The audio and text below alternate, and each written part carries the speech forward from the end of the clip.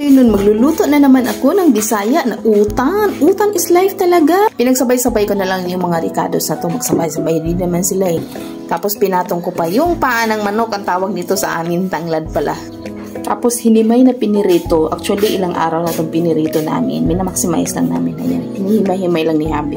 Tapos eto na ang mga gulay-gulay. May sitaw, kalabasa, at saka talong lang naman ang kasama sa sari-sari na binili ni Habi. Kaya ayan siya.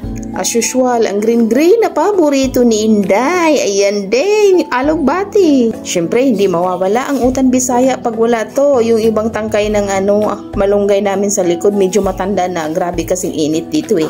See you later po. Na siya, susunod na natin ang ating ibang mga panahog. Ayan na siya, palambutin lang muna natin. Amoy na talaga yung isda tsaka yung tanglad.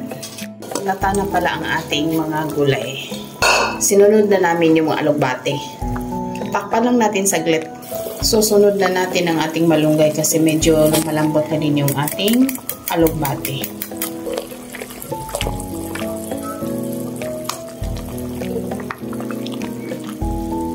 Sige, lagyan lang tayo ng konting sampalasa. Yan na siya. Sinong hindi matatakam dyan? Gulay lover. O, diba? Kaisa ko kayo sa ganitong klaseng pagkain. Bisaya utan nga pala ang tawag dito sa amin. Ewan ko lang sa ibang lugar. Yo, eto na yung Bisaya utan ko.